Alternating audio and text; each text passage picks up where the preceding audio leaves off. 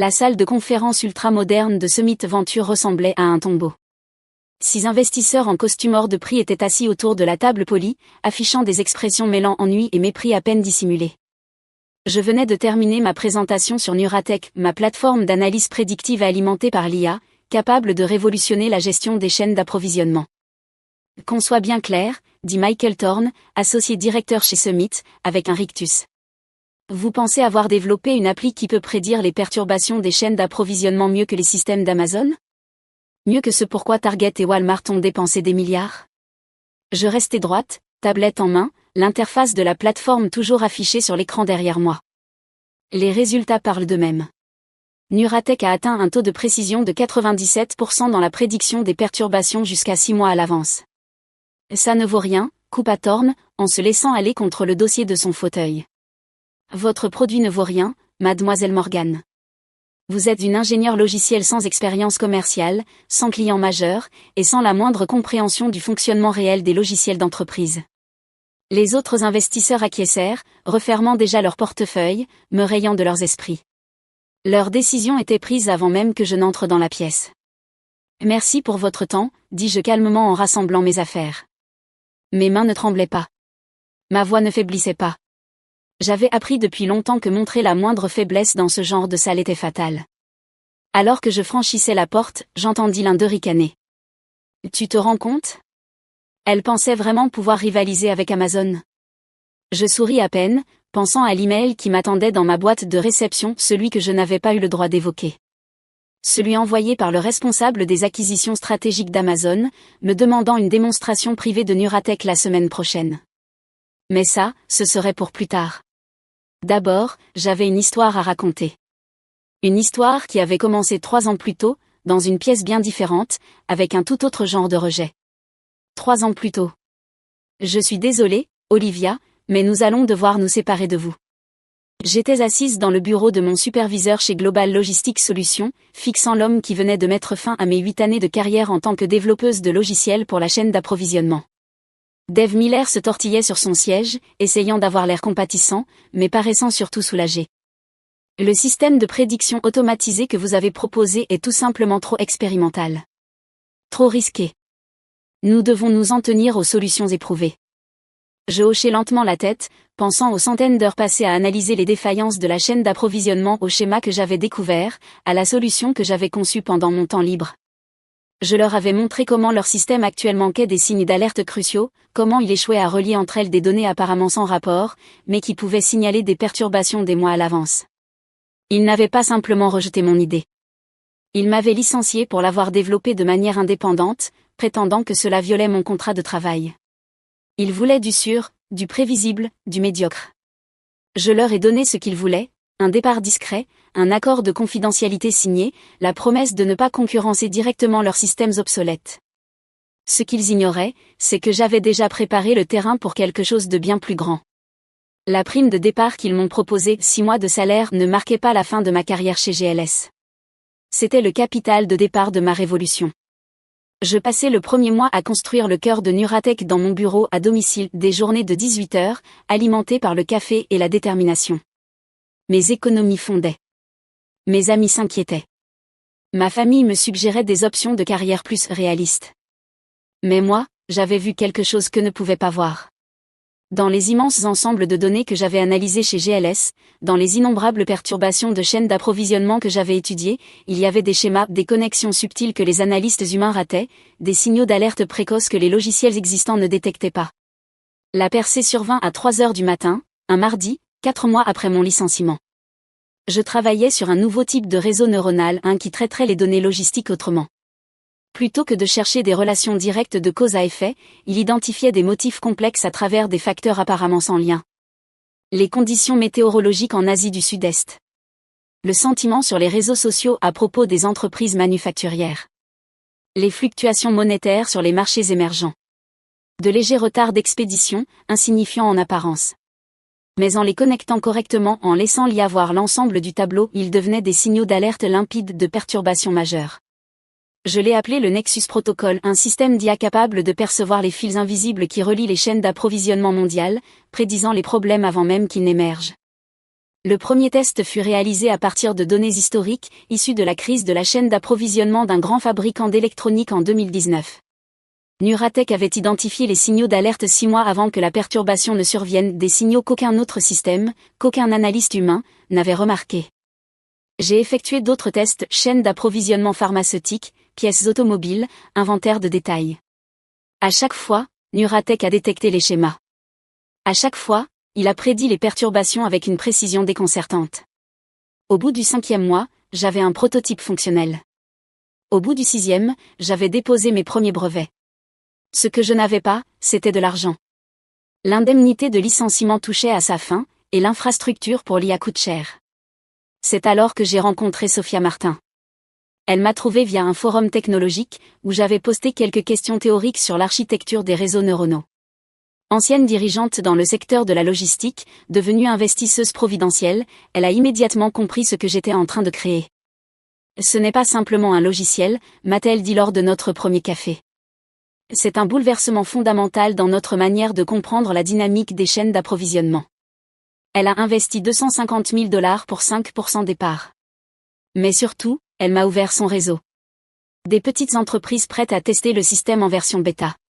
Des data scientists qui ont aidé à affiner les algorithmes. Des avocats pour renforcer les brevets. Pendant 2 ans, nous avons travaillé dans le silence. Pas d'annonce tapageuse. Pas d'article dans TechCrunch. Juste un progrès constant, acharné. Nuratech est passé d'un simple outil de prédiction à une véritable plateforme d'intelligence de la chaîne logistique. Il ne faisait pas que repérer les perturbations potentielles, il suggérait des fournisseurs alternatifs, calculait les facteurs de risque, et proposait des stratégies d'atténuation détaillées. Les premiers clients étaient modestes, mais les résultats, eux, étaient indiscutables. Une entreprise de fourniture médicale a évité une pénurie critique en changeant de fournisseur 2 mois avant que son prestataire principal ne subisse une crise de production. Un distributeur alimentaire a réorganisé tout son réseau logistique 1 semaine avant que des tempêtes sans précédent ne paralysent les principales voies maritimes. Le bouche à oreille a commencé à se répandre dans certains cercles. Les bons cercles. Des entreprises ont commencé à nous contacter discrètement, demandant des démonstrations, voulant tester le système sur leurs propres données. C'est alors qu'est arrivée la première offre de rachat. Un grand cabinet de conseil a proposé 50 millions de $ pour la technologie. J'ai refusé. Ils sont revenus avec 100 millions. J'ai refusé de nouveau parce qu'à ce stade, j'avais compris tout le potentiel de ce que nous avions bâti. Nuratech n'était pas un simple outil logiciel de plus. C'était une fenêtre sur les schémas invisibles qui gouvernent le commerce mondial. Et quelqu'un d'autre avait remarqué cela. Quelqu'un de grand. L'email est arrivé un jeudi soir, à peine 2 jours avant ma réunion désastreuse chez Summit Venture. Objet, invitation à une démonstration privée Nuratech. Chère Madame Morgan, je dirige les acquisitions stratégiques chez Amazon. Nous suivons avec beaucoup d'intérêt le développement de Nuratech. Notre analyse préliminaire suggère que la précision prédictive de votre système dépasse tout ce qui est actuellement disponible sur le marché. Nous souhaiterions organiser une démonstration privée la semaine prochaine. Cordialement, James Wilson, vice-président des acquisitions stratégiques. Amazon. Je n'avais rien dit à propos de cet email pendant ma présentation chez Summit Venture. Je n'avais rien dit non plus sur les autres parties intéressées, les discussions d'acquisition en cours, ni sur les grands distributeurs qui testaient déjà le système dans l'ombre. Laissez-les croire que c'était sans valeur. Laissez-les balayer d'un revers de main la femme qui avait passé 3 ans à bâtir quelque chose qu'ils ne pouvaient pas comprendre. Parce que dans exactement 1 semaine, lorsque l'offre d'Amazon deviendrait publique, lorsque leur téléphone commencerait à sonner sous les appels de journalistes curieux de cette start-up qu'ils avaient raillée, ils apprendraient une leçon précieuse. Parfois, les choses les plus précieuses sont celles qu'on est trop aveugle pour voir. Je suis monté dans ma voiture devant Summit Venture, et j'ai vérifié mon agenda. La démonstration pour Amazon était prévue mardi matin. Tout était prêt. Tout était parfait. Qu'il rit. Dans 1 semaine, le rire cesserait et un tout autre son remplirait ces salles de conférences luxueuses. Le bruit d'une opportunité leur glissant entre les doigts. Le siège d'Amazon à Seattle se découpait sur le ciel gris du matin, témoin de ce qu'il est possible de bâtir quand on poursuit ce que les autres jugent impossible. Je réajustai mon blazer, vérifiai mon reflet dans le marbre poli du hall, et pris une profonde inspiration. Madame Morgan ? Une grande femme en tailleur impeccable s'approcha, tablette à la main. Je suis Jennifer, la chef de cabinet de James Wilson. Ils vous attendent dans la salle de conférence exécutive. La montée en ascenseur jusqu'au 23e étage se fit dans le silence. J'ai utilisé ces 30 secondes pour me recentrer, me souvenir de chaque investisseur condescendant, chaque dirigeant sceptique, chaque personne qui m'avait dit que c'était impossible. Leur scepticisme n'avait fait qu'une chose. Il avait rendu Neura encore plus fort. Les portes de la salle de conférence s'ouvrirent sur une scène bien différente de celle de Summit Venture. Au lieu d'investisseurs blasés consultent leur téléphone, 12 personnes à l'air concentré étaient penchées en avant sur leurs chaises, ordinateurs portables ouverts, manifestement bien préparés. James Wilson, vice-président des acquisitions stratégiques chez Amazon, se leva pour m'accueillir.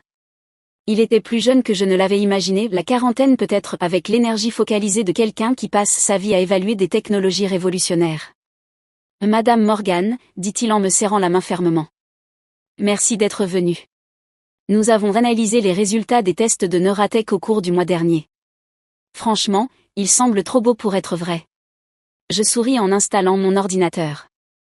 C'est pour ça que j'ai apporté un défi. Donnez-moi vos 3 pires perturbations de chaîne d'approvisionnement de l'année passée. Celles que vous n'avez pas vues venir. Faisons-les passer en direct par Neuratech. Un murmure d'intérêt parcourut la pièce. James jeta un coup d'œil à son équipe, puis hocha la tête. Amanda récupère les données de la crise des semi-conducteurs à Singapour. Peter, la grève des transports au Brésil. Et les chiffres de la pénurie d'énergie en Europe. Pendant 2 heures, j'ai mis Neuratech à l'épreuve. Le système n'a pas seulement identifié les signaux d'alerte qu'ils avaient manqués, il a montré exactement comment ces signaux étaient connectés, comment ils s'amplifiaient les uns les autres, comment ils créaient les conditions parfaites pour une perturbation. Quand j'ai montré comment Neura aurait pu prédire la crise des semi-conducteurs 8 mois à l'avance, un silence lourd est tombé sur la salle. Ces gens avaient vécu cette crise, géré les conséquences, dû expliquer à leurs supérieurs pourquoi ils ne l'avaient pas anticipé.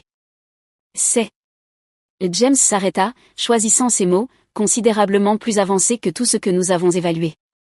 Comment avez-vous atteint ce niveau de précision prédictive? J'ai affiché l'architecture du protocole Nexus. Parce que tout le monde regarde les chaînes d'approvisionnement comme des systèmes linéaires, action et réaction, cause et effet. Mais elles ne sont pas linéaires. Elles sont neuronales. Chaque point est connecté à tous les autres d'une manière que l'analyse traditionnelle ne peut pas détecter. L'équipe technique s'est penchée en avant, les yeux écarquillés, comprenant les implications. Ce n'était pas simplement un meilleur logiciel. C'était une réinvention fondamentale de l'intelligence logistique. Et nous aimerions entamer des discussions d'acquisition, dit enfin James. Et notre équipe technique devra faire une analyse approfondie, bien sûr. Mais la valorisation préliminaire semble très prometteuse. J'ai hoché la tête calmement, même si mon cœur battait à tout rompre. Je dois mentionner que nous sommes en discussion avec d'autres parties intéressées. Oh, nous savons. Il sourit. Le directeur de l'innovation de Walmart a posé des questions à votre sujet. L'équipe logistique de Target a effectué des tests. Et le service d'acquisition de Google rôde autour. Il se pencha légèrement. Mais nous pensons qu'Amazon est le meilleur foyer pour cette technologie. Nous pouvons la déployer à l'échelle mondiale en quelques mois. Alors que je rangeais mon matériel, James m'accompagna jusqu'à l'ascenseur. Nous aurons une offre initiale pour vous d'ici vendredi. En attendant, je vous conseille de garder cette réunion confidentielle. Une fois que l'information circulera. Il n'eut pas besoin de finir sa phrase. Nous savions tous deux ce qui arriverait lorsque le marché apprendrait qu'Amazon poursuivait sérieusement Neura. Les 48 heures suivantes furent un tourbillon de réunions de vérification, de revues techniques, et d'appels de plus en plus pressants d'autres parties intéressées. Sophia m'appela mercredi matin, la voix fébrile. « Olivia, il se passe quelque chose. Je viens de recevoir 3 appels de grands fonds de capital risque demandant des infos sur Neura. Qu'est-ce que tu as fait? Amazon bouge vite, répondis-je, en voyant un autre email arriver, cette fois de l'équipe d'acquisition de Google. Les rumeurs commencent à circuler. Summit Venture a appelé, dit-elle, un brin de satisfaction dans la voix. Soudainement, ils tiennent absolument à organiser une autre réunion. Je pensais au visage moqueur de Michael Thorne. À son geste de la main, plein de condescendance. Qu'ils attendent. Jeudi après-midi, les blogs technologiques s'agitaient de rumeurs. TechCrunch publia un article spéculatif sur l'intérêt d'Amazon pour une start-up d'IA révolutionnaire dans la chaîne d'approvisionnement. Reuters parla d'activités inhabituelles dans le secteur des logiciels logistiques. Mon téléphone ne cessait de sonner. Les investisseurs qui ignoraient mes emails depuis des mois voulaient soudain des réunions en urgence. Les anciens sceptiques voyaient enfin le génie de l'approche de Neuratech. Même mon ancien patron de GLS tenta de me joindre, se souvenant probablement trop tard de qui détenait les brevets. Mais je me concentrais sur un seul email arrivé à 16h47, ce jeudi-là. Madame Morgan. Suite à notre examen technique et à notre analyse de marché, nous souhaitons vous présenter l'offre formelle d'Amazon pour l'acquisition de Neuratech. Les termes initiaux sont détaillés dans le document ci-joint, mais le montant principal est de 500 millions de dollars, avec des clauses de complément de prix pouvant porter le total à 650 millions. Nous sommes prêts à annoncer publiquement la semaine prochaine sous réserve de votre accord. Cordialement.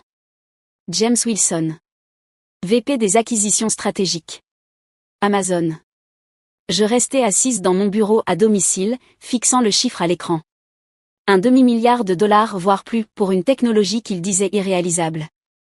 Pour une entreprise qu'ils avaient qualifiée de sans valeur. Mon téléphone vibra. Un message de Sophia. Summit Venture est en panique. Thorne vient d'offrir de venir chez toi pour une réunion. Je lui dis que tu es occupé à compter tes futurs millions. Je souris, me souvenant de ces paroles, votre produit ne vaut rien. Comme les choses changent vite quand on prouve qu'on avait raison. Le lendemain matin, je me rendis chez mon avocate pour examiner l'offre d'Amazon. Les termes étaient agressifs mais équitables. Il voulait conclure vite avant que Google ou Walmart ne réagissent. Pendant que nous passions les documents en revue, le téléphone de mon avocate clignotait sans cesse. L'histoire se répandait. Les grands médias commençaient à connecter les points. Le monde des affaires allait découvrir que le plus grand géant technologique de l'histoire misait tout sur la start-up que tous les autres avaient méprisée. Nous devons nous attendre à une forte attention médiatique lorsque cela sera public, dit-elle en me faisant glisser un autre document, surtout vu le montant de l'offre. Je hochai la tête en signant. Qu'il parle. Les chiffres parlent d'eux-mêmes. Plus tard dans la journée, alors que je rentrais chez moi, je passais devant le bâtiment de Global Logistics Solutions là où j'avais été licencié 3 ans plus tôt. Leur action avait chuté de 23% depuis les premières rumeurs autour de Neuratech. Drôle comme le karma fonctionne. Mon téléphone sonna via les haut-parleurs de la voiture. Olivia, dit James Wilson, avec enthousiasme, le conseil vient d'approuver les conditions finales. Nous annonçons lundi matin, avant l'ouverture des marchés. Vous êtes prête pour ce qui arrive? Je souris, pensant à toutes les personnes qui allaient apprendre une leçon très coûteuse sur le fait de sous-estimer la mauvaise personne. Je suis prête depuis 3 ans, James. Montrons-leur à quoi ça ressemble, quelque chose de vraiment sans valeur. Le week-end passa dans un flou de préparatifs de dernière minute, documents juridiques, communiqués de presse, plans de transition technique. Mais à travers tout cela, je ne cessais de penser à la semaine suivante, au moment où tous ces investisseurs qui m'avaient tourné le dos allaient ouvrir leur téléphone et voir les gros titres. Parce que parfois, réussir ne consiste pas seulement à prouver sa valeur. Parfois, c'est regarder les autres réaliser à quel point ils s'étaient trompés.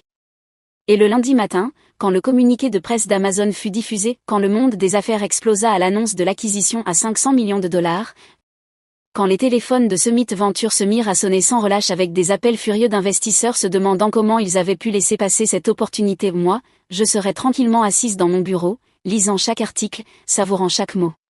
Qu'ils appellent ça de la chance. Qu'ils disent qu'ils ont failli investir. Qu'ils se débrouillent pour expliquer pourquoi ils ont rejeté une entreprise valant un demi-milliard de dollars comme étant sans valeur. J'avais cessé de m'intéresser à leur opinion il y a 3 ans. Désormais, je ne me nourrissais que de leurs regrets. Le dimanche soir, alors que les dernières heures s'égrenaient avant l'annonce, je reçus un dernier email de Michael Thorne. Madame Morgan? Je crains d'avoir été trop hâtif dans mon évaluation de Neuratech. Peut-être pourrions-nous nous rencontrer demain afin de discuter d'éventuelles opportunités d'investissement. Cordialement. Michael Thorne. Managing Partner, Summit Venture. Je cliquai sur « Supprimer » sans répondre. Demain, il aurait sa réponse sous forme de gros titres qu'il n'oublierait jamais. Parfois, le silence parle plus fort que les mots. Et parfois, la meilleure réponse à « sans valeur », c'est de leur montrer exactement ce qu'ils ont manqué. Tout était en place. Les papiers étaient signés. Et dans quelques heures à peine, le monde allait découvrir ce qu'est la vraie valeur. Le lundi matin se leva, clair et lumineux. J'étais dans mon bureau à domicile à 5h30, regardant les chaînes d'infos financières en sourdine, attendant l'annonce qui allait tout changer. Mon téléphone vibrait déjà avec des messages de Sophia. CNBC a un bandeau spécial prêt à diffuser. Bloomberg fait tourner des teasers sur une grosse acquisition tech. Le Wall Street Journal vient de publier l'article en direct. Je réactivais le son de la télévision juste à temps pour entendre l'encre de CNBC retenir son souffle d'excitation. Dernière heure dans le secteur tech, Amazon annonce l'acquisition de la start-up d'intelligence artificielle Neuratech pour 500 millions de dollars, avec des bonus pouvant porter le total à 650 millions. La technologie de prédiction logistique propulsée par IA de l'entreprise est qualifiée de révolutionnaire par les experts du secteur. Ma boîte mail explosa. Mon téléphone se mit à sonner sans interruption. Mais je me concentrais sur une notification en particulier, un message LinkedIn de Michael Thorne de Summit Venture, envoyé 1 minute après l'annonce. Olivia, appelle-moi immédiatement. Nous devons discuter de cette situation. Je souris, me rappelant ces mots de la semaine précédente, votre produit ne vaut rien. Et maintenant, il voulait discuter de la situation. Drôle comme un demi-milliard de dollars peut changer une perspective. La matinée se déroula comme une symphonie parfaitement chorégraphiée de validation. Chaque grand média reprit l'information. Les blogs tech s'emballèrent, analysant l'impact potentiel de Neuratech sur les opérations d'Amazon. Les publications spécialisées dans la logistique se précipitèrent pour expliquer comment elles avaient pu passer à côté de cette technologie révolutionnaire. À 9h30, la bourse ouvrit. L'action Amazon bondit de 3% à l'annonce. Les actions des éditeurs traditionnels de logiciels logistiques chutèrent. Global Logistics Solutions, mon ancien employeur, perdit 28% dans la première heure de cotation. À 10h, mon avocate avait déjà compté 17 demandes d'interview émanant de grands médias. Le Wall Street Journal voulait faire un portrait. Forbes me proposait d'intégrer sa liste des 30 under 40. TechCrunch avait déjà publié 3 analyses différentes sur l'acquisition. Mais le véritable drame se jouait dans le monde du capital risque. Sophia me tenait informée par un flux constant de textos. 2 associés de Summit m'ont appelé en larmes. 3 autres fonds qui nous avaient rejetés sont maintenant assaillis d'appels furieux de leurs investisseurs. Quelqu'un a fait fuiter que Google préparait une contre-offre de 600 millions. Trop tard. À 11h, je pris enfin un appel de James Wilson d'Amazon. Olivia, dit-il, excité mais pas surpris, la réponse est encore plus forte que prévu. Notre équipe technique parle déjà de l'acquisition la plus importante depuis KA Systems. Je m'adossais dans mon fauteuil, regardant CNBC rediffuser l'interview d'un expert IA expliquant pourquoi la technologie de Neuratech allait bouleverser l'industrie. Et le marché ? Demandai-je, même si je connaissais déjà la réponse. On est à presque plus 4%. Mais l'histoire, la vraie, c'est ce qui arrive à nos concurrents. Ils couraient tous pour expliquer pourquoi ils n'avaient rien d'équivalent à Neuratech. Parce qu'ils l'avaient tous rejeté, comme Summit Venture l'avait fait, comme GLS l'avait fait en me licenciant.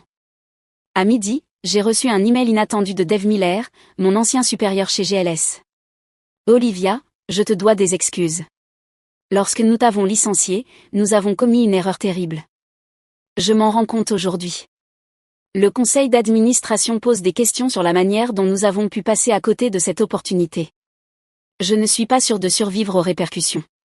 Félicitations pour ton succès. Dave. Je n'ai pas répondu. Certains ponts n'ont pas besoin d'être reconstruits. L'après-midi apporta encore plus de validation. Les blogs techniques commencèrent à décortiquer les brevets de Neuratech, s'émerveillant de la sophistication du protocole Nexus. Des experts en logistique publièrent des analyses montrant comment cette technologie aurait pu éviter plusieurs perturbations majeures au cours de l'année passée. Mais le moment le plus satisfaisant arriva à 14h47, quand mon assistante me transféra une note interne qui avait fuité depuis Summit Venture. À tous les associés ? Compte tenu des récents événements liés à l'acquisition de Neuratech par Amazon, nous devons immédiatement revoir nos procédures de due diligence. Le fait de ne pas avoir identifié cette opportunité représente une grave erreur de jugement qui a déjà suscité des critiques de la part de plusieurs investisseurs majeurs. La position de Michael Thorne en tant qu'associé directeur sera discutée lors de la réunion d'urgence du conseil d'administration prévue jeudi. Cordialement. Le conseil d'administration ? Je l'ai transféré à Sophia avec un seul mot, karma. Sa réponse est arrivée aussitôt. Il est fini.